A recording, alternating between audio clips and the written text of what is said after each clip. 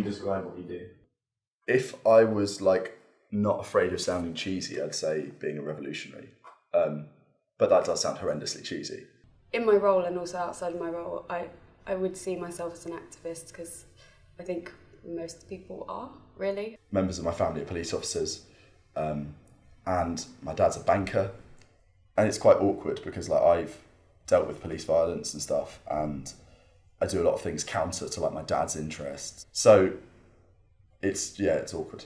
Sometimes with the sheer mass number of people that are there, it does make sense to have the police there, but not in the way that, for example, at the free education demonstration, the way that the police were there was in a very intrusive and violent sort of way. Collectively, protest movements suffer as a result of police violence. So I think violence against the police is fine. I think that if we want a revolution, we need to confront the state and capital. Like, sometimes it's not useful, sometimes it can be tactically or strategically a bad idea, but ultimately it's a bit of a war, right? And you don't go into war saying we're not going to fight our opponent. When I was on the free education demo, for example, it was a really nice, peaceful, good protest, like positive, very little negative stuff, like a small group of anarchists, and walked into a pub and with our placards, and everyone turned around and stared at us and said, "Have you seen the news?" And we looked up at the big screen and there's just like pictures of one person fighting the police, and it was made to look as though that was the reason why all 3,000 people that had gone to that march there was to have a fight with the police. I keep on getting stung by journalists. Because I do press stuff for the NCAFC, and often we'll like meet a journalist and talk about, we'll have like a long chat, like quite a personal chat, and they'll be like sympathetic to you, and they'll be like, "Oh, I'm on your side," and you'll like talk and develop a rapport. But journalists only do that to get you to talk so they can sting you. That's how it always works. The Guardian even, this supposedly left-wing newspaper, as soon as a cop hits a protester, it becomes police violent or like violence, violent anarchists. Because when you spend a lot of time looking into a movement and talking to the people concerned, you start to understand what's actually going on. And what's actually going on is not as black and white as the media portrays it. And there's a lot more in there.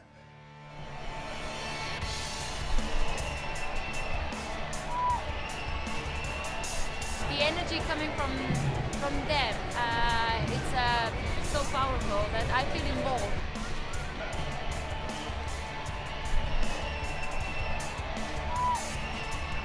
It's for my children and grandchildren. It's not so much for me.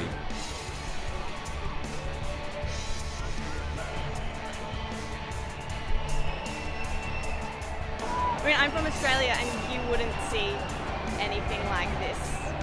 People fighting for what they truly believe in, so it's incredible.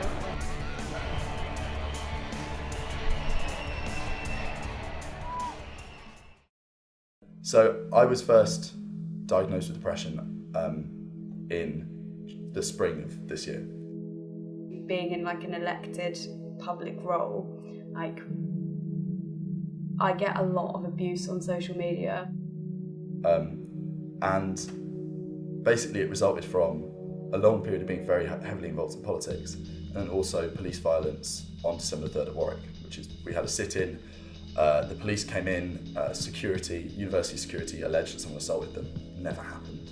And they came in with tasers and CS gas and arrested 3 of us, brutalised the rest of us. And our university turned on us. I got named on an injunction when my university sued me for unlimited legal costs after we went into an occupation. And we basically had a period of really intense and long struggle. Oh, you have to crush yourself. You literally have to totally crush yourself. And that isn't me being hyperbolic. Like, I'm going to have to take some time out of activism at the moment because my mental health is really not doing well.